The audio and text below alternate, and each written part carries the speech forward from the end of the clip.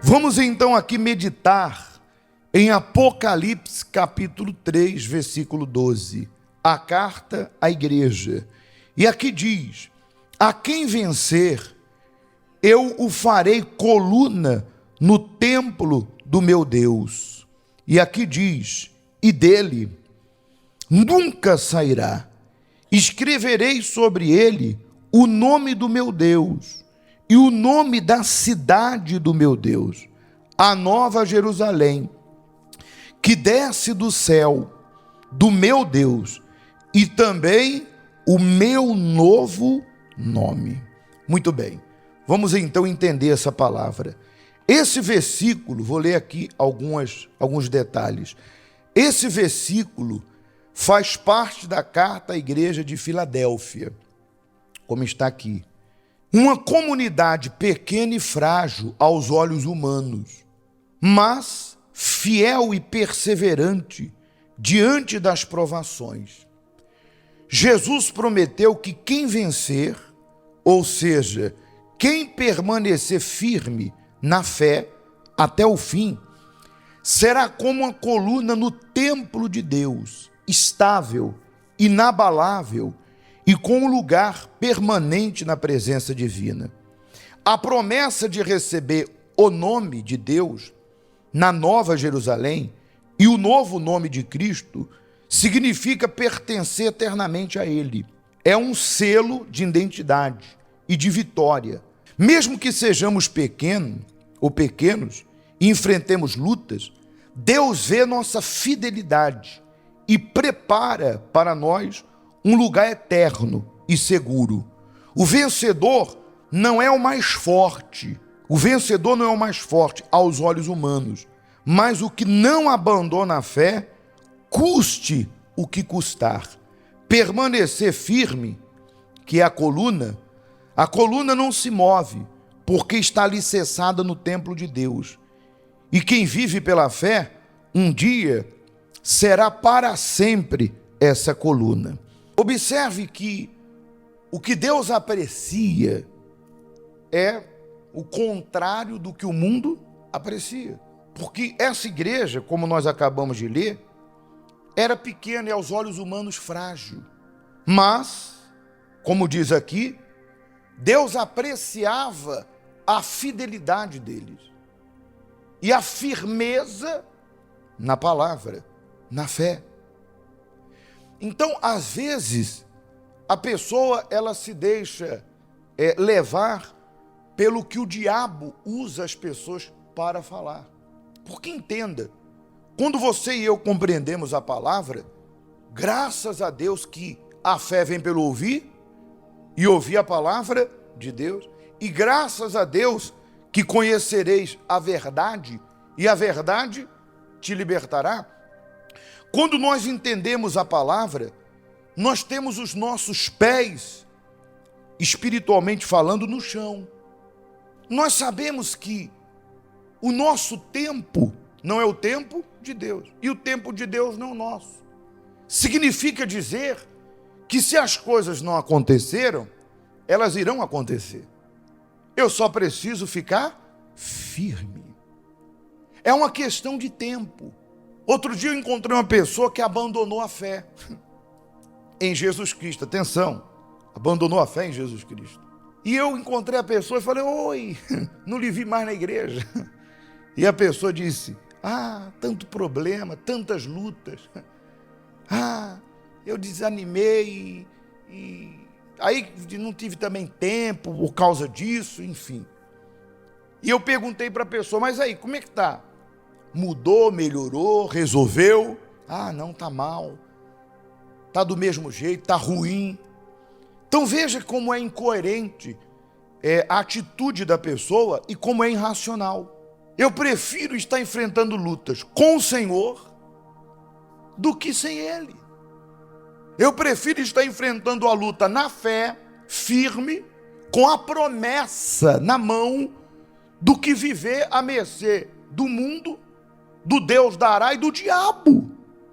Porque quem é o Senhor da minha vida? Aquele a quem eu me submeto, aquele a quem eu obedeço. Veja como é irracional. Se a pessoa pelo menos pensasse, ela diria: meu Deus, eu abandonei a fé e está do mesmo jeito e até pior. E agora, nem a promessa eu tenho, nem o direito de cobrar, como diz lá no livro de Lucas 18, que a viúva bateu a porta do juiz e, por insistir, o juiz iníquo julgou a causa, e o Senhor Jesus disse: não fará Deus justiça aos que a Ele busca de dia e de noite? Firmeza, perseverança. Embora pareça demorado, digo-vos que depressa fará justiça. Mas quando vier a resposta, quando vier a recompensa, achará fé nessa pessoa? Então, se eu abandono a fé, as coisas vão piorar, não melhorar. Se eu abandono a fé, emocionalmente, mentalmente, espiritualmente, eu vou ficar mais embaixo do que eu estou estando aqui dentro, enfrentando lutas. Porque o fato de você dizer: ah, eu estou me sentindo assim, é óbvio, só sente quem está vivo. Ah, eu estou me sentindo triste, parabéns, você está vivo. Lá em Eclesiastes, lá em Eclesiastes 9, diz que para os mortos não há esperança, amor, ódio, alegria, para eles já pereceram, não tem eles parte alguma com o que se faz na terra. Graças a Deus que você está sentindo tristeza, angústia, graças a Deus você está sentindo alguma coisa, porque isso mostra que você está vivo. Experimenta morrer para ver se você vai sentir. Porque morto não sente nada.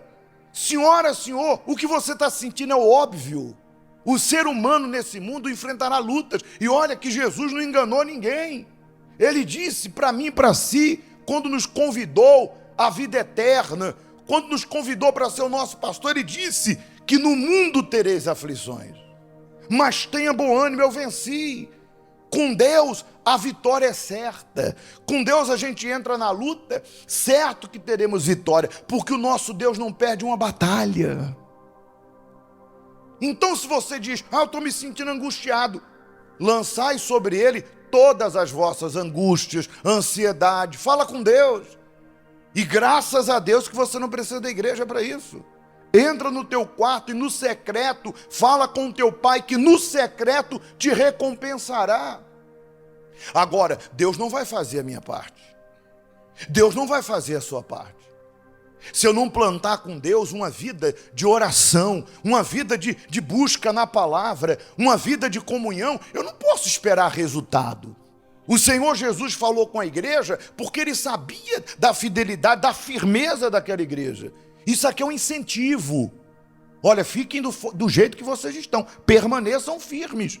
Porque ainda que aos olhos humanos pareça que vocês são frágeis, ainda que aos olhos humanos pareça desvantagem, o que eu tenho para vocês é a proteção, é a providência, mas eu tenho algo que o mundo não pode dar. Vocês vão ser coluna no santuário do meu Deus, vocês vão estar firmes para sempre, eternamente com Deus. É óbvio que essa palavra, ela desperta a alegria, desperta a perseverança, mais ainda, é claro, desperta a força naqueles que entenderam que de repente Deus me trouxe por causa de um problema. E muitos, Deus já resolveu esse problema. Mas quando eu cheguei aqui, eu descobri que aquele problema não era a razão pela qual Deus queria que eu estivesse aqui. A razão era a minha alma. Deus me trouxe por causa de uma dor com aquele filho que teve um problema e sempre vai ter, porque enquanto eu estiver nesse mundo vai ter lutas. E repito, só tem problema no casamento quem tem um casamento. Você já viu alguma pessoa solteira com problema no casamento? Então, quando você decide ter um casamento, que é uma bênção de Deus, é um projeto de Deus, você tem que ter consciência que vai ter lutas. Mas o que impressiona é a pessoa se impressionar com o problema que vem no casamento. Senhor, senhora, são duas pessoas, são duas cabeças, o que você quer? Ah, eu não pensei. Misericórdia, graças a Jesus que Ele está te dando a palavra para arrancar duas coisas: ingenuidade, posso falar? E ignorância. Porque você se surpreender, porque teu filho, que era pequenininho e que não tinha vida própria, tampouco vontade própria, agora está descobrindo a vida própria, a vontade própria, e está dando problemas, Você se entristecer com isso, senhora, senhor, o que aconteceu com você quando você começou a ter vida própria e vontade própria? É óbvio que você errou. É óbvio que você teve problemas, decisões erradas, pensamentos errados. E o que aconteceu com isso? Isso foi te moldando. Ah, mas eu não quero que ninguém sofra. Você não tem controle sobre as pessoas. Você não tem controle do mundo. E você tem que aceitar isso e se convencer disso. O único controle que você tem, e olhe lá, nós temos, e olhe lá, é a nossa vida. Eu escolho o que eu penso, mas eu posso escolher o que o meu marido pensa. No caso da mulher, o que a esposa pensa, o que o meu filho pensa. Por isso que tem gente que passa o fanatismo, impor. Você não tem que ser. Você tem que fazer o que o Espírito Santo quer que você faça. Você não tem que ser igual a mim. Eu digo isso. Você não tem que ser igual ao bispo. Você tem que ser o que o Espírito Santo na palavra quer que você seja. Porque quando você começa a se comparar às pessoas, aí começa um problema. Porque nem todas as pessoas o que demonstram verdadeiramente é. Existem pessoas que passam um ar de super-homem. Ah, eu nunca passei por isso. Ah, eu nunca pensei nisso. Eu já vi. Eu já ouvi, e graças a Jesus que eu amadureci nesse aspecto. Um dia eu ouvi da boca de uma pessoa de Deus, falar assim, eu nunca pensei em desistir. Falei, estou perdido. Eu estou perdido. Acabou a minha vida, porque o que eu mais pensei na minha vida, desde que eu entrei para pregar a palavra de Deus, foi em desistir. Mas olha só o gatilho. Isso é muito forte. Olha só o gatilho. Se o Espírito Santo não tivesse me amadurecido, se o Espírito Santo não tivesse feito a minha mente, eu pensaria, tem alguma coisa errada comigo. Porque ele está um patamar acima de mim, diz que nunca pensou em desistir. Se o próprio Senhor Jesus, no Calvário, disse, livra de mim esse cálice. Senhor, a oração do Senhor foi o quê? Não quero ir.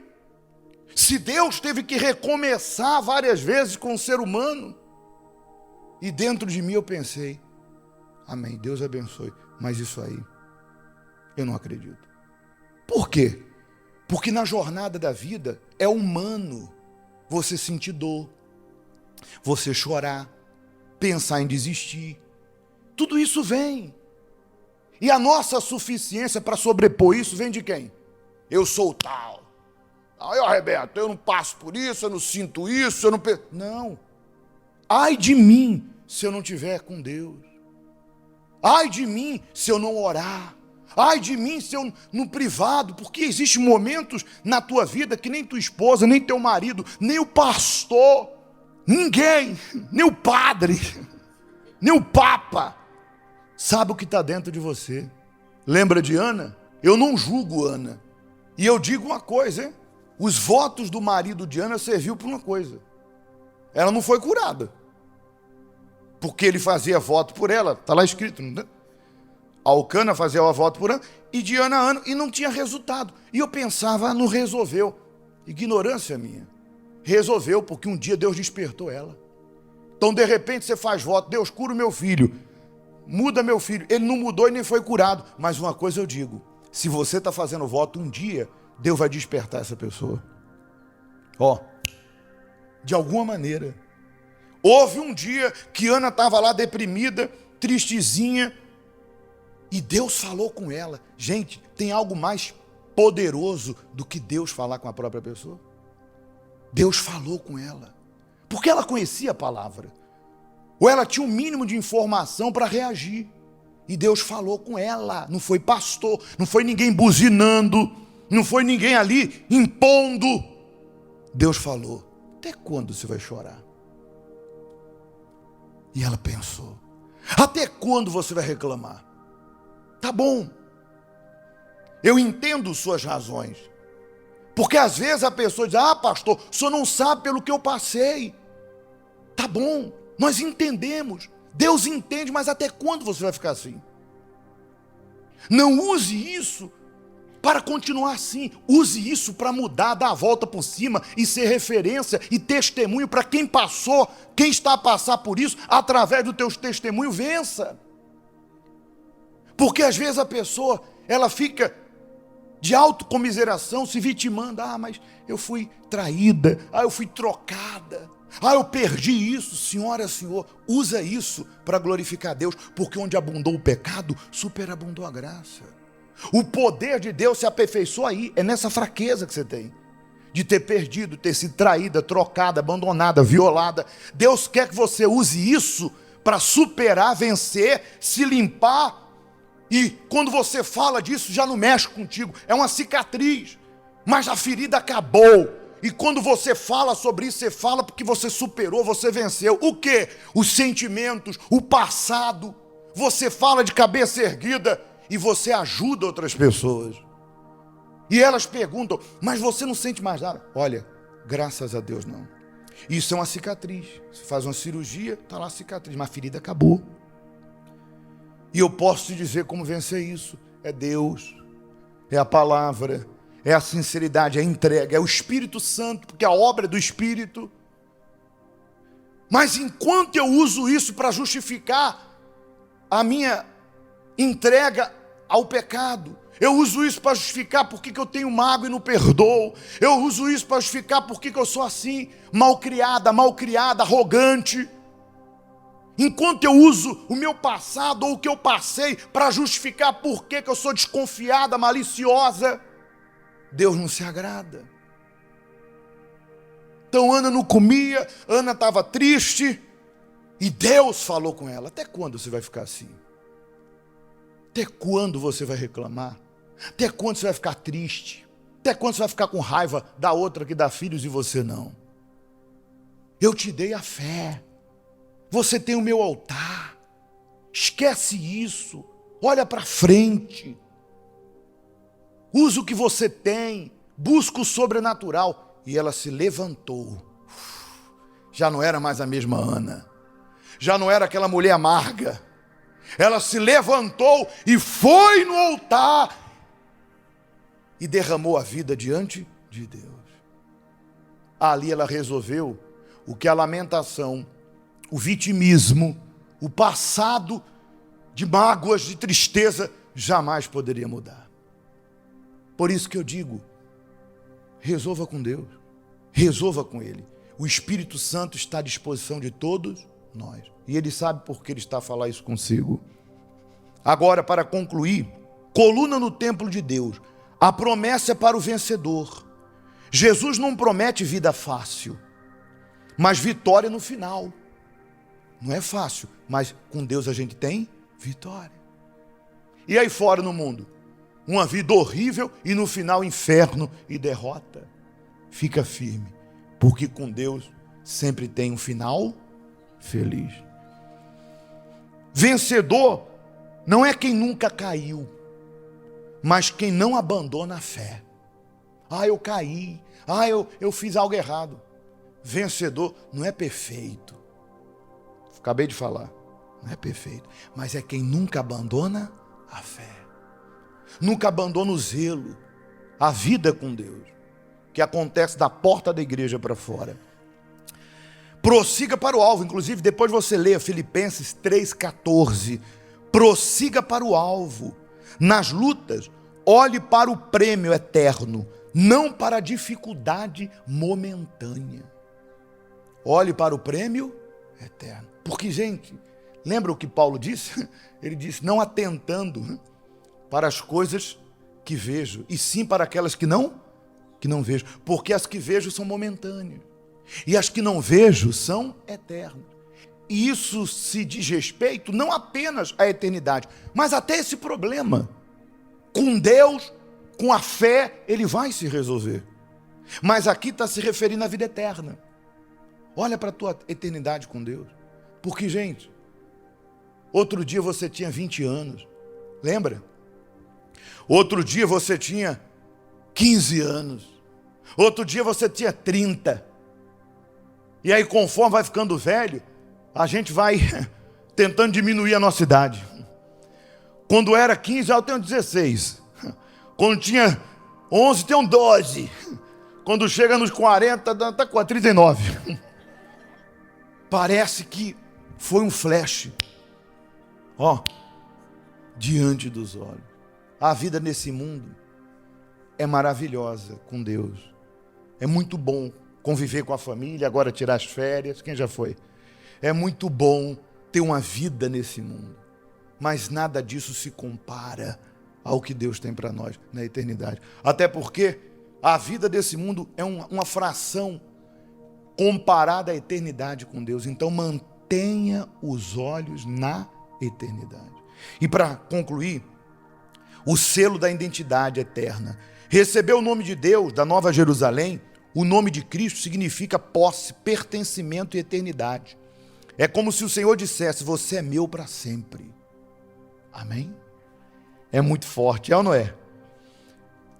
Viva como cidadão do céu, mesmo enquanto ainda está na terra. A vida cristã é uma maratona, não uma corrida de 100 metros. O Senhor está chamando sua igreja para perseverar, porque o prêmio não é apenas o céu, mas permanecer na presença de Deus para sempre. O mundo pode tentar nos abalar, mas quem está firme em Cristo será coluna eterna no templo do Senhor. Quem crê nisso? Gente, eu penso que o Espírito de Deus falou com todos nós. Vamos buscar derramar a nossa vida diante do Senhor e pedir a Ele que nos ajude para permanecermos firmes como colunas aqui na fé para a eternidade, na eternidade está no templo do Senhor.